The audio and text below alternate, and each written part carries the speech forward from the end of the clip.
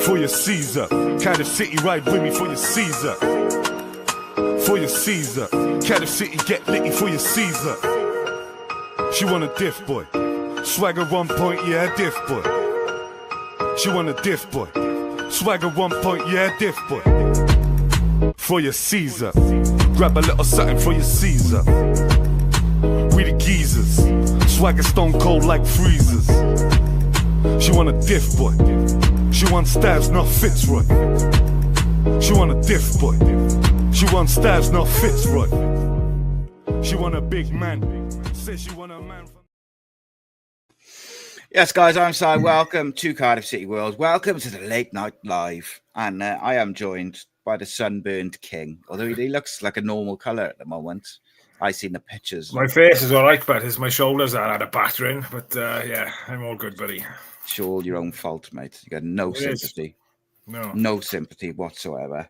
How are you? How was the holiday?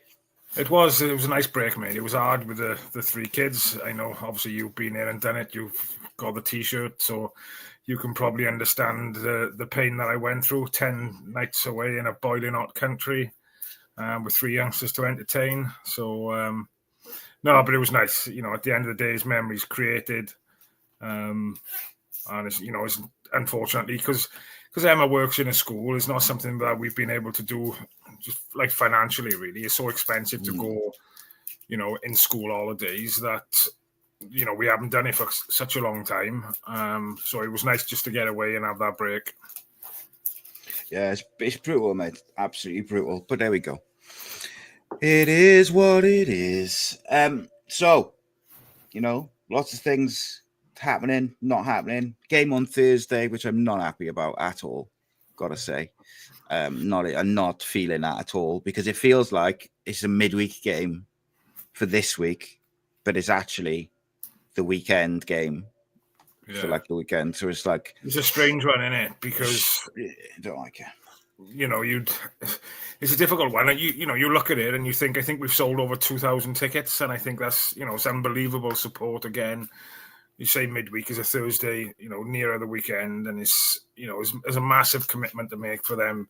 I think the last I seen it was 2,200 away tickets sold. So nothing but respect to anybody travelling up. And I'll say it, and I'll probably say it on most shows I do over the season, because we've got some brutal travelling to do this year. So anybody who does get to go away this season, full respect to you.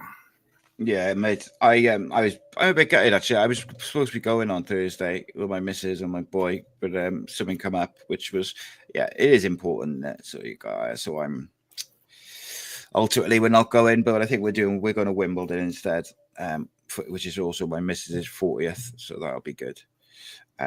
Provided we can get tickets, of course, but we'll see. Few little bits and pieces happening today, my friend. So you've got like Ethan Alvarez expected to leave. I don't think that's like a massive shock. No, because obviously it's the fact that Cherner was selected on Saturday anyway. I thought was an indication that either him or Alnwick were probably going to go, because you just brought in Trott, who's coming to play at the end of the day. But it also, like, Halver's got a release clause after relegation, so he always seemed the most likely to be on his way. So, and let's be honest, out of the two, out of Jack Alnwick and Horvath, I'd probably prefer Horvath to go rather than Jack Alnwick, if I'm completely honest. See, yeah, maybe, mate. I really don't think there's that much in it, to be honest. Like, I think they're both as average as each other, shall we say. You know, lovely guys, supposedly, but I just don't think either of them is a number one at this point in their career for what we're trying to do. But, you know, it is what it is, isn't it? I think... Yeah, it was a big call for BBM to make Saturday, giving Matt Turner the opportunity. Huge, and I think, mate. you know, he stepped into the side and didn't look out of place, to be honest. He wasn't far away with a penalty, to be honest. But I thought the thing which struck me with him, mate, was the defense. They didn't look concerned whatsoever by giving him the ball, or they weren't like shaky because they had a young keeper behind them. In fact, they've looked more shaky with Alnwick and Howverth behind them than they did with Matt Turner behind them, which was fascinating sort of little thing in itself. But yeah, he did a great job, mate. I thought Matt Turner, and I thought it was a really brave selection. I said this on my post-match stuff. Like I thought it was a real brave selection because he could have easily gone, Alnwick or Howverth. Maybe Alnwick. He's captain a lot of the time last year. He could have gone like Darland and Fish at the back, and could have gone like Wintle and Turnbull, and had like a relatively experienced sort of spine. He didn't. And to be honest, I think that's where we've probably struggled over the last couple of seasons, where previous managers have gone for the kind of tried and tested and haven't backed the youngsters that we've had in the squad. And I think the pleasing thing for me from Saturday was the fact that, don't get me wrong, we left goals out there, but the performance we put in on Saturday with an average age of 22, I think that was pleasing for me, thinking that, we got youngsters playing, getting that experience now. I know it's only the first game of the season and there's a long way to go and things, but, you think if we can keep, I know obviously people are going to come in, people are going to go out to the side, and the average age is going to go up and down, but if those youngsters can play the majority of the fixtures in League One this season, that's a massive boost for us as a club, and a massive boost to their experience then, hopefully going back up to the Championship. Yeah, mate. And the other thing is that they'll all get better as the season goes and they play together more. And I think what it does do is it gives the manager options. Like I did my 5-minute preview for Dragon Sports this morning, which I think is out tomorrow. But our detailed preview is out tomorrow as well. And like when I was doing it, and I was like, oh, he's got some options now. Like, because I got to say, out of the 11 which played, if I was basing it on performance, the only change I'm making is probably Isaac Davis for Kean Ashford.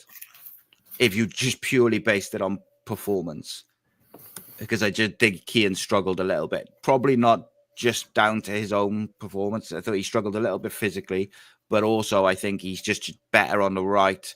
And because he's not an out-and-out winger who wants to beat his man, and Joel Colwell was on the other side running beyond, and Bagan sort of inverts into the midfield. So like they kind of like they all took up similar like places. Other than that, I wouldn't make any changes, but I accept that there will be changes. Chambers is going to come in. He's the club captain. If it was me, I would drop him for Fish, because I think the sooner you can get Chambers and Lawler playing together and keep them together, the better. But I also think, Fish did some good things and some sloppy things. Lawler struggled once or twice physically, but he also was sensational on the ball. And it's some of his unseen work, like positioning and the way he eases off defender off the ball so he can get a foot on it and stuff. It's really interesting to watch. Like, I was not having, by the way, people saying that Lawler was, someone was saying in the chat on Sunday, Lawler was awful. And I was like, just couldn't believe it. Like, I'm not saying it wasn't his best game, but he was not. People got to remember the amount of games, how many first team games the boy have played, and he hasn't played a lot of games. You can count them on one hand, but the potential the boy has got is through the roof. And I think he looks, when he got the ball and he's going forward with the ball, he looks so composed on the ball. He looks older than what he is then in a football sense. It looks as if he's been around for ages, doesn't it? Yeah. And again, going back to what I said about the more games and the more minutes he plays, and that experience is going to come, and the physical aspect of it, playing against bigger, stronger men in League One, he's only going to get better again, isn't he? Yeah, 100%. And I think, like I said, there was once or twice physically, he's going to get that. But there was one point where he had the ball, like, sort of edge of our box, and there was like an easy ball to Pacquiao, an easy ball to Fish, but the sort of Peterborough were like getting ready to press off those passes, and he just threaded a ball through the eye of a needle to Joel Colwell's feet. Colwell laid it off to Wintle. Wintle played it in behind for Tanner, and we were gone. Dylan Lawler took like 4 or 5 people out of the game with one pass, and I was like, that's why he's so good, just because no one else can play that type of pass. But I was impressed, man, when Jesper Darlin come on for him. I thought he looked comfortable on the ball going forward as well. So what I would say is, I think, going back to what I was saying, is the manager does have options on Thursday. So you've got Chambers and Darland. I don't think you could really complain if either or both came in. I'd be disappointed if he does drop Lawler. However, I also could see the logic of just rotating him a bit, keep him sort of fresh, and also just make sure that he maintains the standards he's set himself. And then you've got Turnbull's back with the group and in the squad. Will he make the squad? That remains to be seen, because I think, Mafiko played for the 21s, I think, today. So he probably comes into the squad for him. But he could come in, do you go for a slightly more experienced or defensive midfield, and you sort of bring Colwell out of there and you put in Eli King for the legs, or do you put Turnbull in for a bit of control in possession? Like, there's a lot of options there for different combinations and different things. I think Ryan Wintle, was very, very good. He'll keep his place. I think Joel Colwell would be so unlucky to lose his spot in that midfield. But I don't think you can leave Ryan Wintle as a single pivot away from home. Like, it works at home with Joel Bagan sort of slipping in there as well. But I think away from home, you've probably got to be a bit more secure in possession. Yeah. You was at the game on the weekend, and a couple of people, I'm not sure if it was in the members chat last night, or it might have even been on your show on the Sunday. Did it look to you as if they'd narrowed the pitch at all at Cardiff City Stadium? Did you notice anything? I didn't really notice that, mate. I got a good view as well. Like, the pitch always looks big because Tanner is literally stood on the touchline. And he was I'm like right behind the bench, and so like the Peterborough bench, I'm like one row behind. So we have this great view of everything. And Tanner was like right in front of us, just right on the touchline all the time. And I really thought, people think I was criticizing him, and I wasn't. I was just saying, like, he's got the ability when he has that switch ball and he's one-on-one with a fullback. He is good enough to just drive past him and whip 100%. The ball in. But like, it just felt sometimes like he didn't have the confidence to do it. Yeah. And then he would sort of cut back. And look, by slowing it down and cutting back a bit, it gives the chance for Capaccio and for Joel Colwell to run beyond him. So, of course, there's context to it all. But I thought Tanner and Capaccio linked up. Obviously, Capaccio scored that goal, but I thought they linked up well a few times on Saturday. And I think Capaccio got named in Team of the Week. Ruben Colwell didn't get named in it. I don't know, because I think he was absolutely incredible for me on Saturday. A lot of people said, giving him the captaincy, is that going to affect his game? But I don't think it did, personally. I thought it made him better. Yeah, 100%. I think he stepped up, and I thought he had a bit of a swagger, didn't he, about him on Saturday, right from the start. I just think he looks a lot more confident now. There were so many times last season, and I think you probably mentioned it a few times, whereby it looked as if he was afraid or not confident enough to pull the trigger in certain areas just outside the box. We all know capabilities of the goals he's scored. But like during pre-season, there's a couple of opportunities he had on the weekend. He wasn't afraid to have a go now.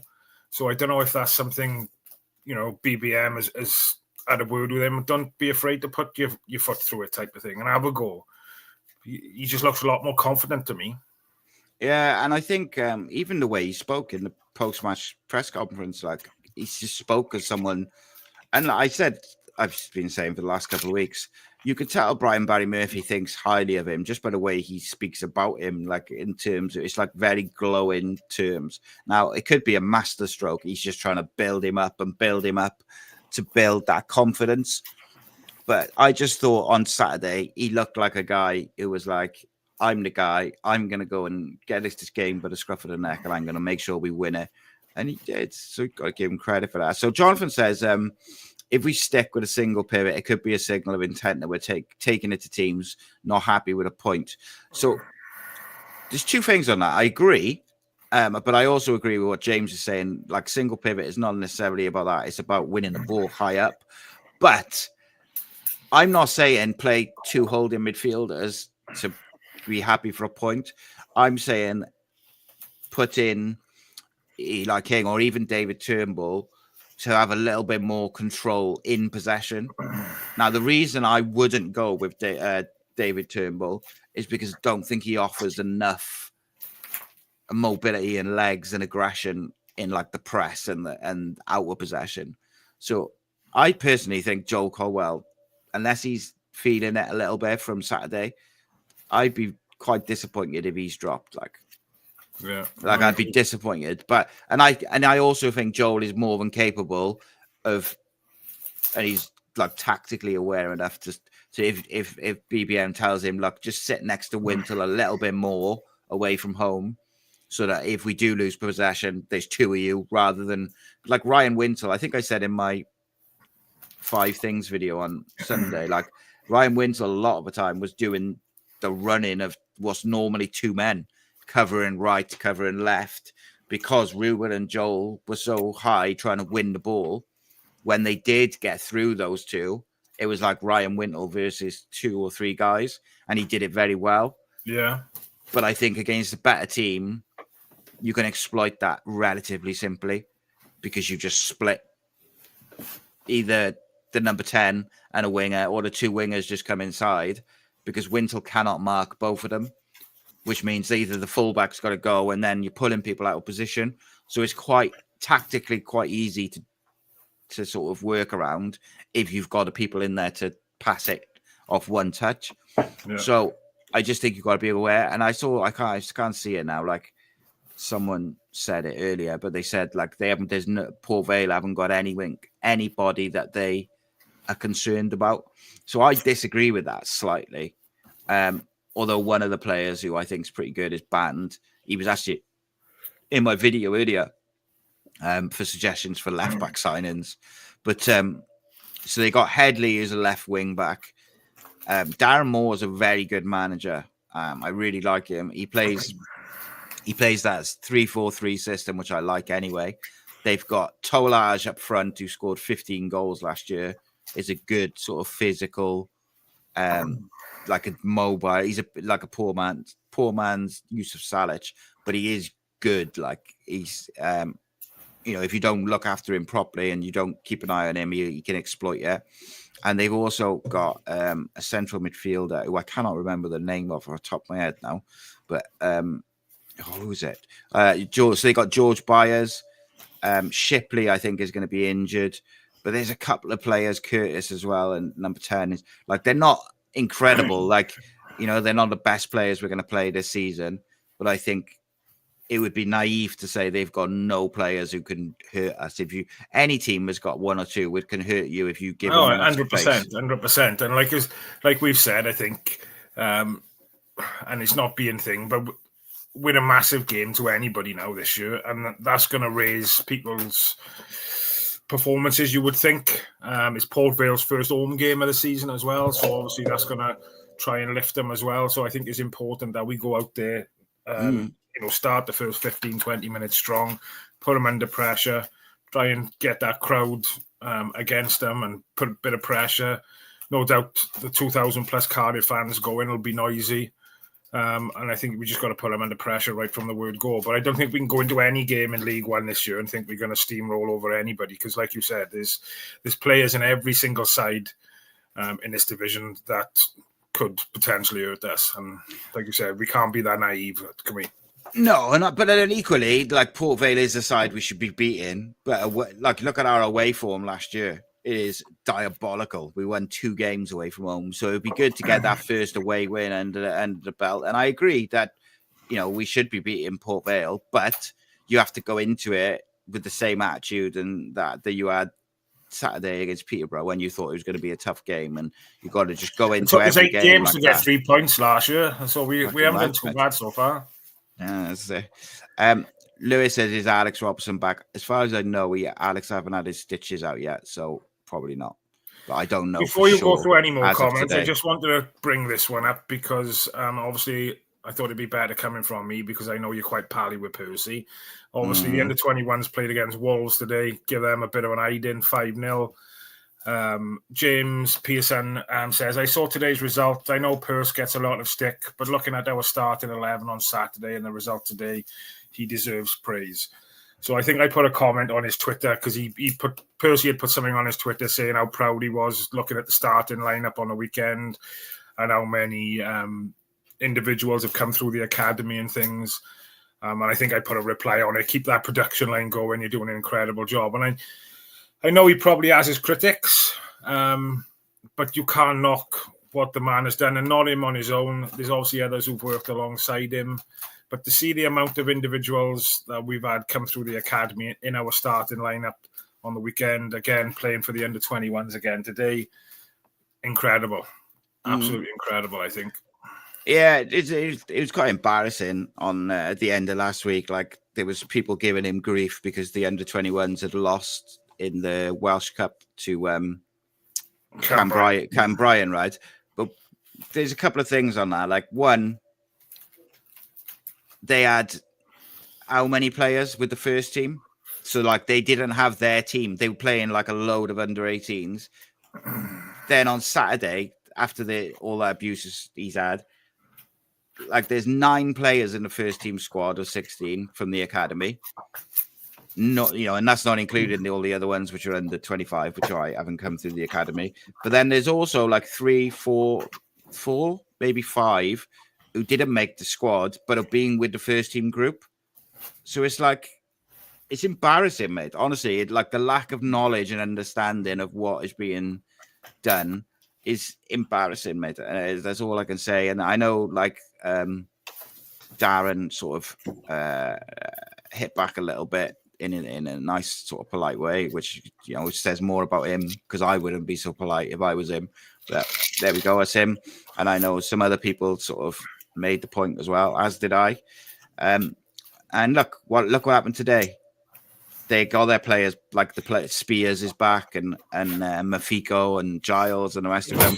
And what happens? They win comfortably because they've got their team back. Like, you got to remember, when those players were all with the first team, they're relying on under-18s, first-year scholars, and even on the bench, they got a couple of 16-year-olds. There's one lad. I'm not sure if he's been on the bench for the 21s yet, but I know he's been in the 18s. He played for me not long ago. He's he's my son's age, and he's like playing with the 21s and the 18s. It's embarrassing, mate. That it's a lack of knowledge more than anything, a lack of understanding of how the system works and what. Was it this lad? Yeah. Tiger. Tiger. He's a player. He is a player. He's big boy as well. He's like big lad. Do you know about the goalkeeper today? They had him down as a trialist. Was it that Trot? Do you know? I don't know, mate. I'll find out though.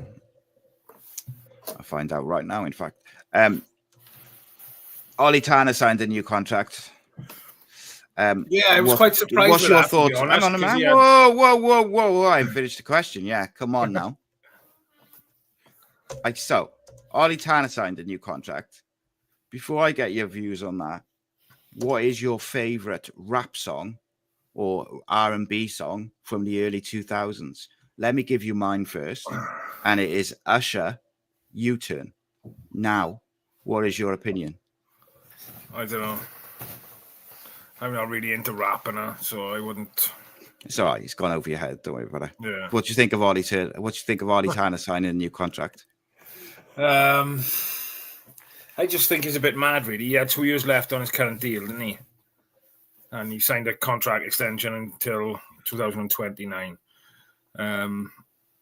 Is there others that I would expect to get tied down or would want to get tied down before? Yeah. I think you're still screaming out for Dylan Lawler. So, yeah, I don't know. Jamie Anderson in the chat confirms it wasn't. Was that another game you've attended today, Jim? Yeah, he goes Game everywhere. 715 of the season. That man is the most committed man to watching football I've ever known. He goes every day, doesn't he? Oh, he's unbelievable, but and his daughter loves it as well. Yeah. And I think what you do as a family, mate, is incredible, James. So keep doing what you're doing, and yeah, it's outstanding. I love looking at all the photos and how you post on Facebook, and it's outstanding. And the smile on your daughter's face, buddy, is it's incredible. So keep doing what you're doing, pal. Yeah, I was well chuffed at the under-21s game, which I'd done the co-commentary on. Jamie was there with his family, and I got in the photo. I was well chuffed with that, mate. That made my day. Even like that was just before I got accosted by someone from the coaching staff, and I spoke to Darren and Gav Chesterfield and some other people.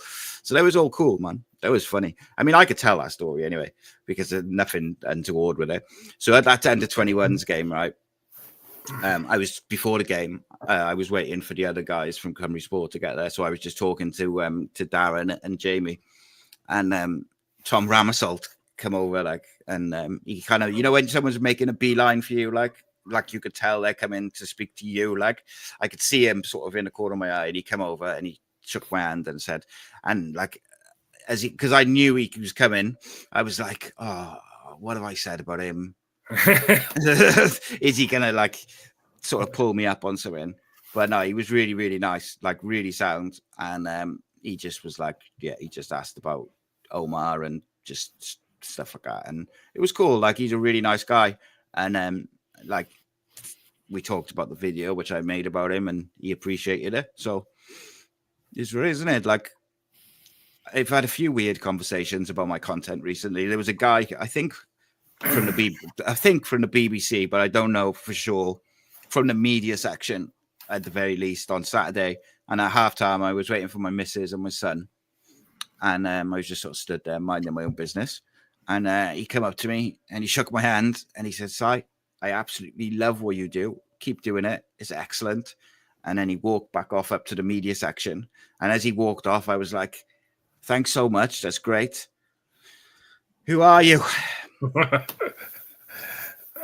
It happens all the time, though. People say stuff to me, and then I just they will never introduce themselves, so I never know who it is. Yeah. And then it's one of them. This is a good comment from John regarding the Tanner contract. It's not just about the length of contract for Tanner. Terms are important, especially if other clubs have been coming sniffing. So yeah. I just think it's an indication that this squad is buying into what Brian Barry Murphy is doing and selling and breeding. Whatever you think about whatever, ultimately players want to stay. Maybe earlier in the summer they weren't sure or whatever. It is good, isn't it? It's good that they're all getting behind the manager, and there's been. We kind of alluded to a little bit on Saturday's show that maybe Di Turnbull had not been doing what he should have done, or not taken the news of the bid being turned down as he should have. But I think if he's the person that I think he is, and I think he should be, I think he will. Yeah, it'll be he'll go in and he'll have gone in this week, got his head down, and proper made a point of being a professional at the end of the day. I understand that people get emotional, stuff happens, you're late, whatever, things happen. They're all human beings at the end of the day. But I'd like to think that was like a kick up the arse, a slap around the head, whatever you want to call it, for him to just make sure that he's doing what he did. I don't know if anyone bid for him 100%. I just heard that there was a bit of interest. I think it was from Scotland. And as far as I'm aware, bar Howworth, the club is not really interested in selling anybody. So it was, yeah. I see Sonoda, it was confirmed today. Sonoda's gone back to Japan. Another just ridiculous signing. Again, that wasn't unexpected, was it, to be fair? No, it's been in the works for a couple of weeks. But this is the problem, mate, is this the recruitment pre Brian Barry Murphy and Lee Riley was embarrassing. Like, how many signings now have we had in the last couple of years where they've kind of just been club signings and they haven't just worked? Like, you look at it, you've got Tucanoda, never played a minute of football for us. Simic, never played a minute of football for us. David Turnbull, you could argue, yes, we needed a midfielder when we brought him in. Was he the right profile of midfielder that we needed? I don't think we needed another composed, technical, ball-playing midfielder. We needed like a bit of a tank and a bit of a mobility and aggression, athleticism. And I think, unfortunately, that says more about like the people doing the recruiting at that point, because it's been quite poor at times. Whereas I think now Brian Barry Murphy and Lee Riley in particular is doing a lot of it. From what I hear, he's doing more in recruitment than he is on the coaching front at the moment. But you'd like to think Lee Riley's job for the last few years has been about identifying the profile of players for people. So with that in mind, you'd think he'd be pretty bloody good at it. Like, so yeah, it'd be interesting. It'd be interesting how and who we bring in, because I think they're going to be some surprises. I do. I got a question, and that potentially could lead on to who we can bring in. There's a comment I wanted to bring up as well. I think I mentioned it. I'm not sure if it was on the member show last night with Rhys. Obviously, I thought, and we've mentioned it already, Ruben was outstanding on the weekend.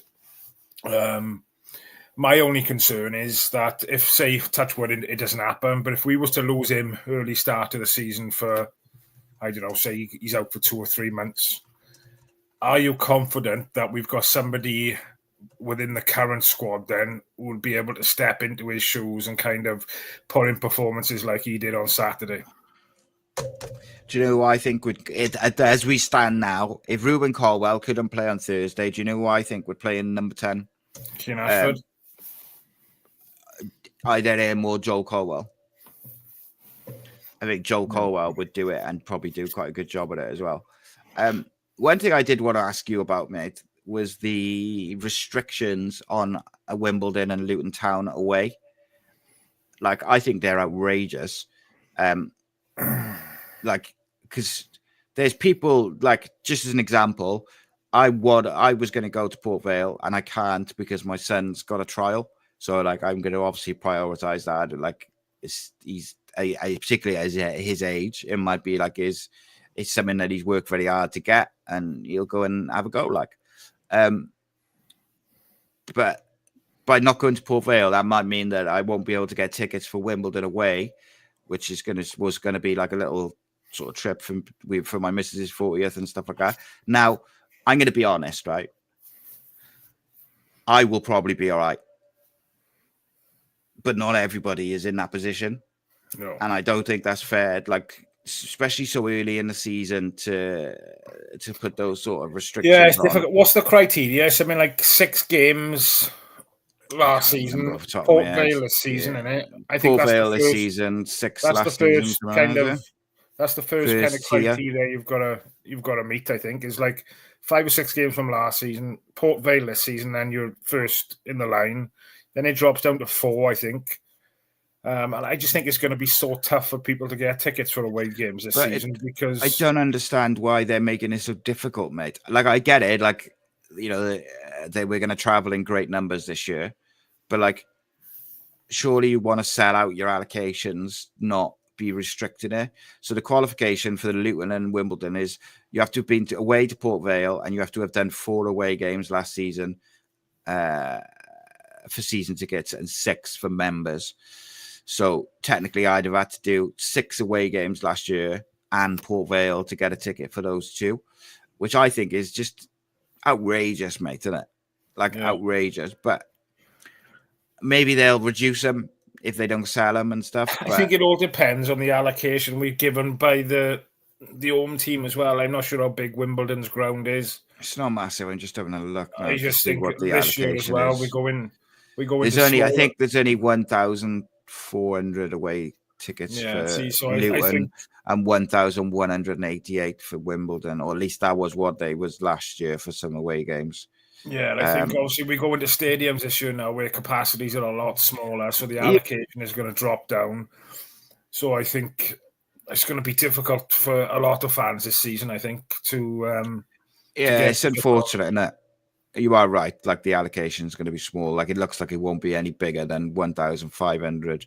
I just think, like, to me, of course, like make them available initially to people who've done X amount of away games and stuff, because they should get priority, of course. Yeah. Because they're the ones who go, like, you know, people like Jamie who go every game. Like they deserve to make sure they get tickets, but don't make them unattainable for everyone else. Like, you know. Yeah, But there we go. It is, like I said, like I'm sure I'll be all right, but like I don't know. It is what it is. Yeah, it's a difficult one, but it is a difficult one, but I'm sure they will get through it. And it's funny. What winds me up is when you have allocation and then there's a big part of the stand perhaps that's empty, and you'd think, well, why couldn't they have just? It all comes down to policing and stuff like that, and they've got to pay extra amount to have extra policing and all that malarkey. Yeah, it's just the first wave, isn't it? Like if they don't sell 1,500 out of those, they'll reduce it and stuff. But ironically, so I'm not allowed a press pass at Cardiff because I don't have a I forgot what it's called, a Didco. I think it's Didco or Davco or something. Pass, which is basically like a EFL journalist pass or Premier League pass. It's like a journalist pass, right? But to get one of them, you have to have 4 or 5 articles published covering the club in like a publication or an online publication. But like my argument is, yeah, I don't have written articles because we're in 2025 and like there's other ways to cover me or like media and stuff. So I'm trying to get an exemption, but so the shirts, I believe, the football shirts, I think, are being delivered to Thorny on Thursday. So I'm hoping I'm going to be picking them up on Friday, and then I'll start shipping them out and delivering them or dropping them off to people. But I apologize for the delay. But unfortunately, Thorny, who's making them for me, just as we was about to like do it all, his seamstress was in hospital. So there's the seamstress is like the big part of the middle of the process because they're all made, you know, properly and custom made.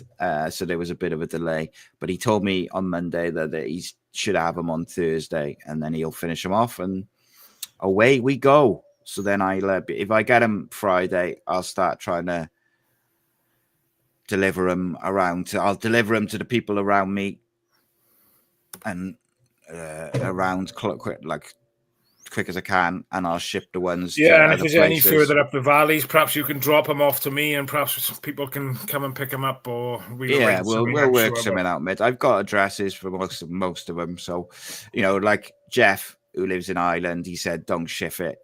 He said, give it to someone."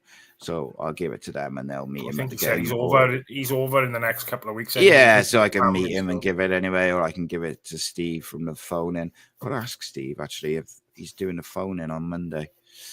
We shall ask him now. But yeah, look, I think it'd be nice to get Dylan Lawler tied down, mate, but I don't think it's going to happen. Certainly not at the time being. Well, mate, let me put this to you, right? If you was his agent, would you be telling him to sign a contract now? Like, the best interest of your client is probably not the right time to sign a new contract. No, perhaps does he wait a month or two? Does he wait till Christmas to see how much of a run in the team he's having? In January, he can speak to clubs abroad. He's out of contract in the summer. Yeah, and has he got more of a tool to bargain with then type of thing? Definitely. Come Christmas time, if he's putting in performances week in, week out, and he's playing regular and he's doing well, is he going to get a better contract? It's a big risk to take, I suppose. It could backfire and go the other way type of thing, I suppose. But for me, I would like to try and tie him down as soon as we can. I think the ball is in his court at the moment. I think an offer has been made, if I'm right. But I think he's yet to accept it, type of thing. Yeah, I just think it sounds like the club or not even the club, certain person has messed him about a bit and cocked it up, and there we are now. It's like kind of is what it is. We'll have to wait and see how it all pans out, I guess. It's unfortunate and it's frustrating because I do believe like we should have done it last summer. But there's not much that we can do, is there? Like as fans, you're left helpless just looking at it, and you're really frustrated by it because you can see it as football fans. We can see the talent the boy's got, and you can see like letting him go for free would be just outrageous. It'd be disastrous. You think give him a contract now for 3 or 4 years, and if anybody, if he does carry on performing like he does, and he excels, and bigger clubs come sniffing, at least then we're in a position where we can demand a transfer fee. It's inept, mate. It's absolutely inept to do it. Just a basic thing. And the thing is, right, is like, how can I put this? I know that certain people advised them to get it done last year, inside and outside the club. Like told them directly, the people who are dealing with it, or the person who's dealing with it, to sort it out last summer. And that person is basically of the opinion of like, young players, they come, they go. Like they don't, because they don't understand football. They don't understand the precocious talent that they've got there in this 19-year-old kid who they should be tying down to one of the longest contracts they've ever given out. And it should be like full of incentive-based things to encourage him to fulfill his potential and not get, go off the rails and all that sort of stuff. And it just is what it is, like, isn't it? But unfortunately, unless I think the biggest hope, though, there's two hopes I have with it, right? One is that Barry Murphy steps in and kind of talks the play around. And two is combined with that, between now and Christmas, he plays like 15, 20 games starting, because he should be starting. Like, he's definitely one of the two best centre-backs we've got. So he should be starting most games. Yeah. There's a comment here from Llewellyn. If he has the love for the club, surely he signs. And I think it's kind of gone past that now. Yeah, when you feel disrespect. But also, mate, as much as you can love someone, when you feel like they've... And I am hypothesizing, right? I don't know if this is how Dylan or his agent feel. I don't, but I'm guessing, right?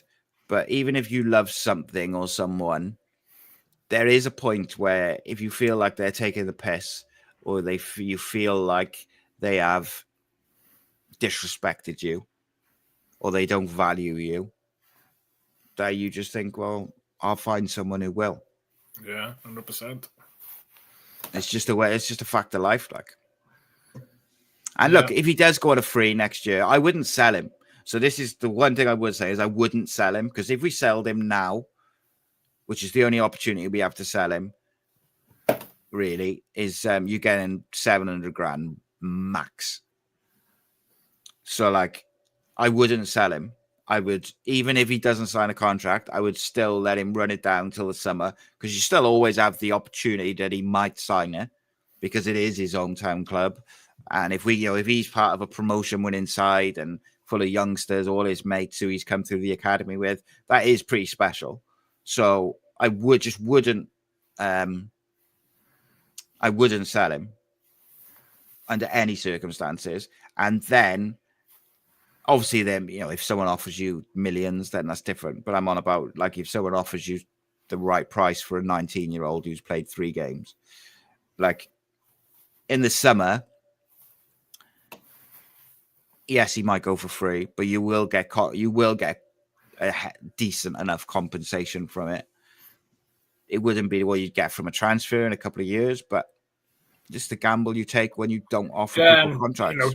Jonathan have hit the nail on the head here, right? And he says if you get an offer £200 per week, and you know you can get £3,000, you're going to tell him to bugger off, type of thing. It's money talks now, and unfortunately, that's the way the world is, isn't it? And that's the way football is now. Yeah, mate, and it's like I said, mate. If you feel disrespected or you feel like you're having the piss taken out of you a bit, it becomes problematic, doesn't it? There's another one who we need to tie down to a long-term Chelsea-type contract. When you have all these academy players, mate, right? Because a lot of these young lads now, they're on pretty poor money. Like, they're on academy money. So once they've played 5-10 games in the first team, if their agents are worth the salt, they're negotiating new deals, and they should be negotiating new deals because they're first team members of the squad. They should be paid as first team members, not as scholars and kids. Not saying that they should be on 15 grand a week, 20 grand a week, like some others, but they should be, paid a first team wage. Like, yeah, no, I agree. It's the only way you're going to keep them from having their heads turned by, a bigger club coming in and saying, right, Capaccio, you've done really well this year. I can see you're on X amount still at Cardiff. Would you fancy coming here for, quadruple your wages, type of thing? Yeah. And that's the risk. That's the risk you run, isn't it? Is that if you leave them on that shitty money for too long, clubs can offer them triple, quadruple without remotely even touching their wage budget. And also, what's the point in having like 9 exciting young kids in your first team from the academy if they all just end up going because you haven't tied them down to long-term contracts? It's bizarre, mate. With Lawler, then, I think it's been documented that this championship club's been sniffing around a couple of premiership clubs. What would your thing like if he signed for one of them clubs, but then got loaned back to us for the rest of the season? Or obviously he's a youngster with massive potential. You want to see him in a Cardiff shirt for as long as possible. That's my opinion. But if he's going to go to say like a Brentford, for example, and he's not going to probably play week in, week out there. I think if he's going to go, let's have him back for the season, type of thing. And I don't know. I don't want to go. It's yes and no, but like, it's my opinion, right? That what I would do with Capaccio, Lawler, Eli King, whoever, like all the youngsters who are really going to be first team players this year, like Joel Colwell, etc., is if they're on scholar wage. I don't know what their wages are, but I would assume that the majority of them are on like scholarship sort of wages, like academy wages, under 21 wages, which is not much.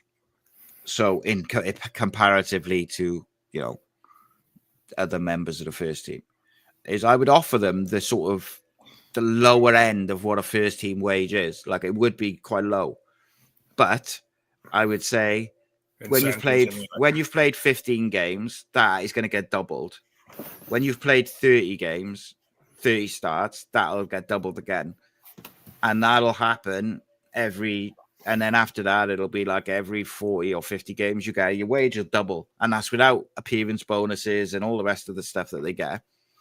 So they know if they perform and they just keep starting, they keep their place in the starting lineup, by the end of their 5-year contract or 4-year contract, they will, if they've gone and so Dylan Lawler's case, if he's achieved what everybody thinks he's going to achieve in the next 4 to 5 years, by the end of his contract, he'll be on as much, or if not more, as your Chambers and your Robinsons and alike. And if he hasn't, it's because he hasn't been starting and he hasn't gone on to achieve his potential. And in that process as well, it means that teams, he might be sold in 2 years, 3 years for big money, but you've got him tied down. And I would do that for all of them. I'd have all of them on incentive-based things and say, look, we back you that by the end of this contract, you'll be on the higher end of money in this squad. Yeah, it keeps them there, keeps them interested as well, doesn't it? Keeps them motivated, mate. Don't give them too much too early, but you've got to also give them enough to show them that you value them. And if it's largely, it's incentive based, but it's not like they got to score, like you're saying to Ronan Kipakio, when you score 25 goals, that's when we're going to give you, like, do you know what I mean? It's like, just make 15 starts, doubled, 30 starts, doubled. But yeah, I don't know. It's just me. Maybe people will disagree. But Graham says he'd like to see wages capped to the division you're in. It's always going to be a difficult one, isn't it? It's almost impossible. So say there was a wage cap in League One now, like it's a legal minefield, isn't it? Because you've got contracted players on X, Y, and Z, and they're halfway through a contract. You can't really then just suddenly half their wages, because I don't disagree like the premise of it, because ultimately they were the players who took us down, like, isn't it? So that's what happens, but it is like a legal minefield, isn't it? Yeah, like an enforced, like they should. I think all teams should have that. They should have an automatic relegation drop in wages and maybe an automatic promotion sort of up in wages and stuff like that. Like, because sometimes there's players who don't get like even a promotion bonus and stuff because it might be their agents haven't. Halftime Orange says there should be a minimum first team salary regardless of age. There should be, but there's not.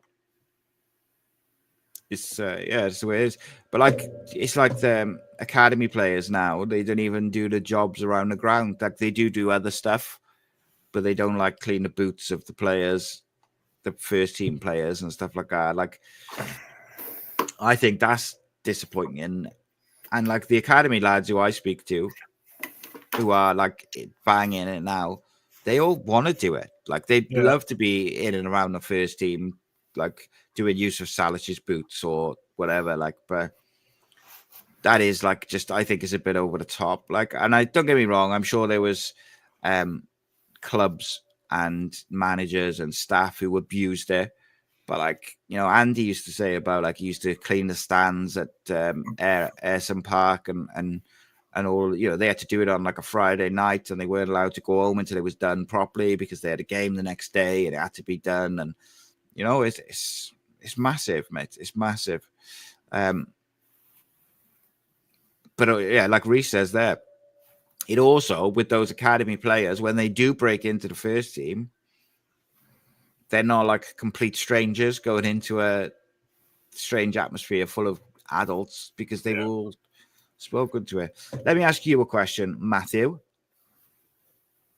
Having seen that on Saturday, has that changed your opinion on where this side will finish? Bearing in mind, it's quite a clear indication that these young lads are going to play a lot of football this year.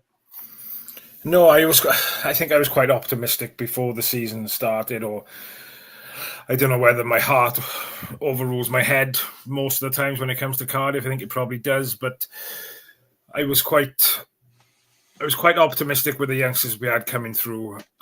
Would I have liked to have seen more people come in the building in certain positions? Yes, I think.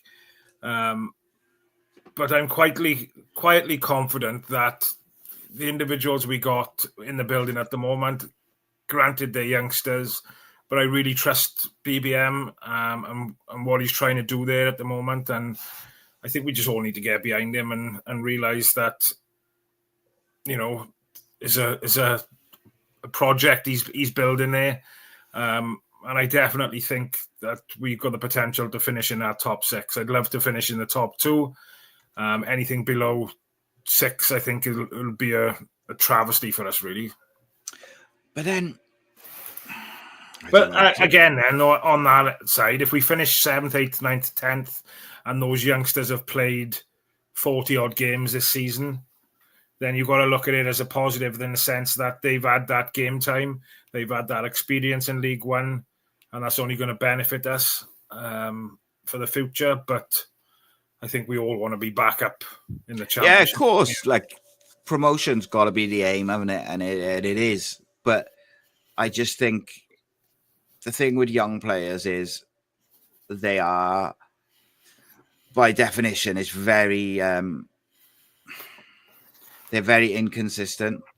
And I just think, like, in order for us to get the best out of, like, we all were super excited by the fact that there was 9 academy graduates in the squad on Saturday. So if we want that, and we want that conveyor belt to keep going, do we as fans have to be realistic and a little bit more patient with what we expect to be the end result this season?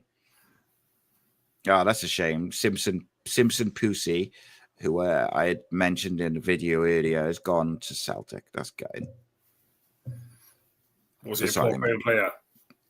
No, he's a Man City under 21 player. Yeah, they just come up on my comments. But yeah, it's just one of them, mate. I think I was very impressed. And look, you know, Joel Colwell and Eli King played League One football last year. So it's not like it's a complete step up for them from 21s. But Kipakio and Dylan Lawler have minimal first team experience. Joel Bagan is young, but is pretty experienced at men's football. Most experienced player we got in the squad now, isn't he? Yeah. Well, no, he's the longest serving player, but in terms of, like, he's played quite a bit of first team football. You know, you look at Ruben and things as well, and people say they're worried about giving him that extra responsibility. We got to remember he's been around for a good few years as well now. Yeah, do you know the other thing with that, mate, as well, is who do you think all those players look up to? Like Kipakio, Eli King, Joel Colwell, Dylan Lawler, Louis Giles, Mefico. Like, who do you think they look at? They all look up to. Yeah, Ruben. No, spot on. Even Isaac Davis probably does a little bit. Because he came in about after, like, you know, they've got to look at players like Ruben and think, well, he's been where we are, and look where he is now, type of thing. And that's got to give those types of players that extra motivation and extra desire to want to do well when they put the shirt on. Yeah, I'm really excited. I am super excited by it. I'm even more excited by the fact that Matthew Turner played in goal. Yeah. Like, I do really, really, really like it. Like, I don't know. I think him and Joel Colwell would be massively unlucky if they lose their spots in the starting 11 on Thursday. I understand if Dylan Lawler gets rotated, I understand that. Fish, I understand that. Like, almost everyone, Ruben, Joel, and Tanner, Wintle, and the keeper, I think, and Kipakio have all they'd all be very unlucky if they were rotated or rested or whatever you want to call it. Like, yeah. But I don't want to give the captaincy to Callum Chambers on Thursday, mate. I want to keep it on Ruben. I do. But... I know he's the club captain, but you know, does he deserve to come straight back in? It'll happen, but mate, I don't know. It'd be a big statement for BBM to just maybe start him on the bench, perhaps, and keep keep it with Lawler and Fish. And I wouldn't be against that whatsoever. No, I don't buy into what some people were saying in the chat that they were both dreadful on Saturday. I don't buy into that at all. I thought they were both fine. No. Fish was a little bit sloppy with his short passes, but that could be like early season rustiness, like, you know. What I liked about Saturday was the fact that I know we went in 1-0 down. On another day, we probably could have gone in. We'd have been 3-4, 4-1. Jesus Christ, but what I liked was the fact that he trusted them to go out second half and carry on performing the way they did in the first half. He didn't panic. He didn't change anything to start the second half. He went out and asked them to continue doing what they're doing. So he put the trust in the players, and they they repaid that trust in him then. And I thought he used his substitutions well, took Lawler off when he needed to take him off, really. So I don't think it could have gone much better than it did, really, for him with his first home game, really. Yeah, I think he got pretty much every decision right, didn't he? Like the timings of his substitutes, any tactical sort of switches with the substitutes, the starting 11, the keeper, like everything which he sort of, you might say, was a bit of a gamble. It all came off for him, and I think that shows that the devil's in the detail, and he got the details right. So for me, that's a real good sign. And look, there is going to be harder games this season, and there is going to be some downs to come. So I would love, one of my favorite things, and this is nothing to do with the individual concerned, but more with the thing that is signified. I loved that not only did BBM leave David Turnbull out of the squad for a disciplinary reason, but he also told the press and said, no, he didn't. His training wasn't up to standard, blah, blah, blah. I love that, because as much as he's been about belief and sticking together and playing a certain way and the identity and the philosophy and all this shit, it's also, no, if you don't hit the standards, you ain't in the side. And that's why I wouldn't mind, as Mark says there, and he says, just because your captain doesn't guarantee you'll start, BBM already showed this. He's not afraid to make bold decisions. That's why I wouldn't mind if Callum Chambers is on the bench on Thursday. I do think he probably should come in, but I wouldn't mind, because I don't think, the one thing I'd say about Fish is, yes, he was a little bit sloppy with his short passing. His long passing was very good. Like when he switched it out to Tanner a couple of times, excellent. I thought he was generally all right with his positioning. His out-and-out defending, which is ultimately his job, like blocks, headers, etc., was excellent. He's always good at that stuff. But what he does have is a tendency to switch off, like at a corner and lose his man, or he's out of position. I didn't really think he did that on Saturday, but I do think some of his passing was a bit sloppy. Is that enough to be dropped when you've just won the game and the team overall has played? Like Dylan Lawler had a little bit of trouble physically with some people. Well, Darland had problems with people physically all season last year. Chambers, it was one of the easiest centre-backs to roll that we had. So, like, are we saying that they both deserve to be dropped just because one of the people coming in is captain? I'm just not so convinced about that. But I also am not convinced that the same 11 is the right 11 for this game. That's the other side of it, is you have to pick the side for the task at hand. And away from home, I would like to see Isaac Davis's pressing, defensive work, and pace on the left-hand side. If he's going to keep the same 11, I would like to see him switch Tanner and Ashford. Yeah. Llewellyn says there he was worried about BBM. He would be like Rhys, tried to be too nice and friendly with everyone, but loves how he has his expectations and standards, and you have to reach them. No, I agree. I can understand why people thought that. I didn't have that worry, mainly because I had spoken to a couple of people who had worked with him and under him. He's got very, very high standards. He's a very charismatic guy and a very likable guy. But he is detail obsessed. Like, he is very, very much about the marginal gains and the tactical setup, but he's about the standards, like of being professional, and you're representing a great club. You've got a massive opportunity, especially for young players like these boys. This is some of these youngsters. This is your opportunity to become a professional footballer for life, or for whatever, the next 10, 15 years. Don't squander it because you get a big head. Turn up for training on time, work hard, eat the right things, sleep, do all it, because your career is short. Yeah. And if you don't do it, there's a whole list of players that we can show you from history that have wasted their talent, wasted their opportunities, and wasted their career. I got a long list of them that you could, do you know what I mean? So it's I like that. But then on his literally with one hand he's saying that sort of thing, and then on his other hand he's building up the confidence of Ronan Kapacchio and Ruben Colwell, and he's making them believe that they can, like, they're the best players in the world. But on the other hand, he's telling them, but if you let it slip, you're fucked. But if you just work hard, you're going to be the best in the world. But if you let it slip, you're fucked. And I like that. Like, I like that intensity. I like the detail. And I don't think it'll be the same 11. I really don't. So Steve says, I'm not convinced that Chambers should be playing centre-back. I agree with you, mate.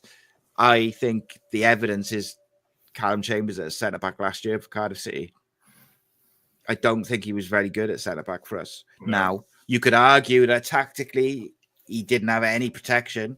Like, I all about that argument. We didn't have the defence, but the amount of times that our defence just got exposed by one pass going through the midfield was obscene. But even in pre-season, he got a couple of times he got rolled, and I was like, oh. Like, do you think? Here's a question for you then, right? Based on Mark's, you don't work for Pep and Enzo without having top standards. As he said from day one, there are certain things that are non-negotiable.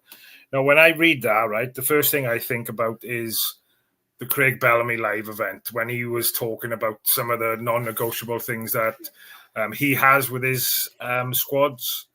And I wonder how much that is a Man City thing then, right, where he's learned from Vincent Kompany.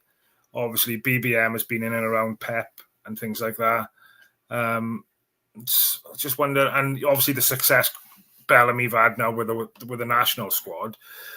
I just think it's an exciting thing to, Yeah, it came from, well, I know in Craig's case it came directly from Vincent Kompany, but it's these guys are, and he told me this, I think off camera and on camera, but like they're so detail orientated, but they are, like, first and foremost, mate, they are professionals. There's a reason why these are the top coaches around, like, because they are professional first and foremost, and they expect professional standards from their players. And if you go all the way back, I know 8 months ago, was it, when I done that first video on Brian Barry Murphy, I did a lot of research in that video, like speaking to people who had worked with him or been on courses with him or whatever, come across him. And it was very, very clear that he's got a very high football IQ, a very high IQ anyway. Like, he's a very intelligent guy, very well-spoken, charismatic, but he's also very good at what he does. Like, he's a very good coach. Like, those players, people forget the players that he brought through at Man City. We were talking about earlier about Darren Pearce and, like, the credit that him and the academy staff, like Gav Chesterfield and the rest of them, deserve. 100% correct. But you look at the players who've come through Man City's academy in recent years, who are either in the Man City squad now or have gone and played at Chelsea or whatever, Arsenal, all these different places. Fucking hell, there's some players there, mate. They came under Brian Barry Murphy's watch. So, like, he knows what he's doing. And that's what made me chuckle when people was like, oh, he's going to be Tan's yes man. And he's just another PE teacher and all these things. And it's just like, you're not embarrassing me with your statements. You're just embarrassing yourself with, like, your lack of understanding of things. And by the way, and we can kind of finish on this, mate, right? Every single player who was in that squad on Saturday was available to us last year. Every single one. So what's the difference? Manager putting trust in the youngsters' ability, I think, rather than going with a tried and tested method, then it haven't worked, I think. And the confidence that perhaps BBM has come in and instilled in the players that we've got in the building. That's the only thing I can think of, really, is, it's like you said, they were all there last year. Obviously, the standard was a little bit higher. Were the people in charge scared to chuck the youngsters in the mix? Because at the end of the day, they were Rhys was still fighting for his job. Obviously, Bullock was fighting for his job, and that went out the window after 6 games. But I just think perhaps they were a bit afraid to put the trust in the youth. Yeah, maybe. I think ultimately as well, it comes down to coaching. Like, yeah, I think Brian Barry Murphy is very hands-on. He's a very, very good coach. But then it's interesting, right? Because you speak to anyone in football, even now after his stint at Cardiff, Omar Rhys's reputation as a football coach and a first-team coach is really good. Really good. He got very highly thought of from his coaching at Watford and England youth. So maybe, I don't know. Maybe did he have the right things around him? I don't know. Was it the pressure? Was it the pressure combined with the passing of his father, which made him make the wrong decisions? I don't know. I don't know what it is, but but then same as that, I agree with 100%. The players are fair, but then it's the same with Tom Ramasolt. I was speaking to someone who's done their coaching badges with him, and I speak to someone up sort of the south of England way, and he's got a massive reputation as a coach with young players outside of Cardiff. But according to some Cardiff City fans, he's like, oh, he's jobs for the boys, and he's only there because he's mates with Ken Cho and this, and he survives all these managers. But do people not ever think that, right? One, maybe he's just good at his job, which is a football coach. Two, maybe when a whole new coaching staff is coming in every fucking 5 minutes because Cardiff is run so badly, they need someone who knows the players, knows how everything works, knows who deals with travel, who deals with this, who deals with that. Maybe they need a link to everything, because otherwise you've got just new groups of people coming through the door every 12 months. Hopefully that has stopped now, and we're in the Brian Barry Murphy era. But I just think sometimes people are blinded by, this is my view, and I just cannot shift from it. So, like, they think Tom Ramasolt's like a curse on a club, and he's survived all these managers, and they can't see anything else like around that. They can't see any context. They can't see anything else. Darren Pearce is terrible because he didn't sign some kids years ago to an academy, or he dropped some kid or whatever. Like, so everything he does is terrible. Like, I wasn't a fan of Ryan Wintle coming back into the first team, but I could see like the reasons why, like, so yeah, it's just, I don't know, people just need to get a grip. Last comment I want to go to was Steve's, but I can't find it. Basically, it said about he doesn't understand. There is. I don't understand that hate towards Chambers is crazy. One of our most experienced players, former England international, should boss it at League One. Let's give him a chance. So it's not hate. I just didn't think he was particularly good last year. Like, that's yeah, no, like, no, yeah. He was good in midfield, just not very good at centre back. Much better in midfield. But I do agree. Like, I thought him and Lawler was our best partnership in pre-season. I thought they looked really good together. So, one last question then before we start wrapping up. I think Rhys David Evans was asking about the Rhys video. Are you any closer to putting that out? Yeah, part 1 might be coming out tomorrow. It's going to be in 2 parts because I lost my rag with it. But here we go. Yeah, it's just one of them. Yeah, last 10 minutes on Saturday told me everything we need to know, and that's players throwing their bodies on the line to keep the threat out. Not just that. In a 95th minute, Isaac Davis and the forwards pressed on the edge of Peterborough's box, won the ball back, and won a corner because they were pressing instead of sitting back with 5 across the back. I said to the guy sat next to me, a friend of mine, and with like 20 minutes, 25 minutes to go, it's like last year we'd be 5 at the back by now, just hoping to just smashing it away and just hoping that we don't concede. But we're still pressing, trying to win the ball high up.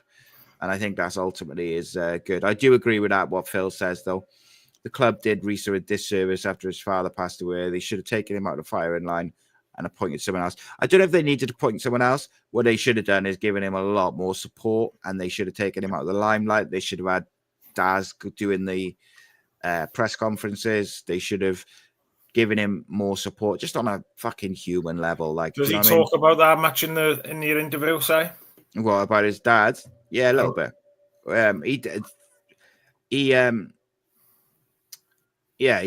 He does. I don't want to give too much away, like, but he does some bits and pieces. But then, like Rhys says there, the media team, right?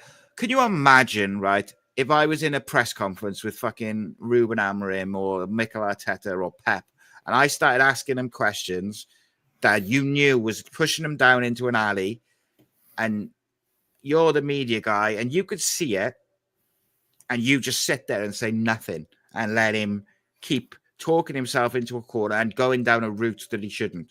Would they fuck? They would step in and go, right, next question, please. This will be the last one.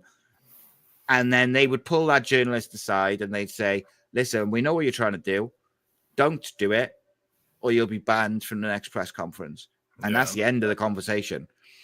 But instead, they not only stopped it, let him carry on speaking it, and then when he got, when they cut off the half of the quote, so it said, Rhys, Cardiff City manager calls fans idiots.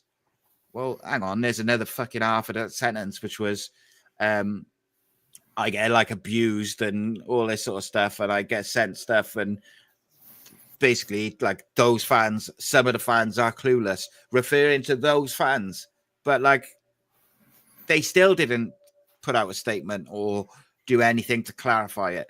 They're just pretty shit. Like, it was naughty, mate. Right. Let's let Matthew get to bed because he's got old these days, isn't he? I'm not old and busting for a person. Yeah. I'm glad I am not, because when I need to go at my age, I need to go. There ain't no holding on. Dancing there for the last. There ain't no holding on. I miss. Just be lucky that you're young enough to hold on, mate, because I can't. Right.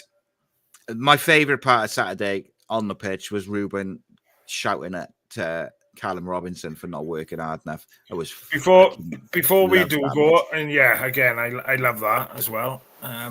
What's plans for the rest of the week regarding the channel, just for the guys to keep note, mate? I'm relatively sure that part one of the Omar Rhys interview will be out tomorrow night. I can't even remember what the schedule is. Let me bring it up.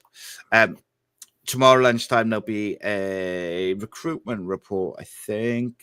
There's a video out in the lunchtime tomorrow. I know they haven't been as consistent the last couple of days, but it's just been a bit rough, like, to be honest. Right, so what we got? Tuesday, so Wednesday, Omar Rhys part one tomorrow. Thursday, me and Evan are pre-recording the Terrace Take in the morning, which will be a pre-match show. So that'll go out before the game, just building up to the game. Then, obviously, the game is on. And then I'll be doing a late night live straight after the game, talking about the game and stuff like that.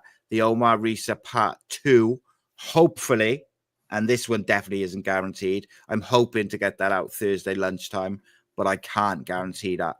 So it might be Friday lunchtime. Friday night, Rob and Aaron are in the house because I'm doing something else. And Saturday is Rhys and Matt. Sunday's the breakdown. Lots and lots for us to see. Lots of people, lots of things. It's going to be good.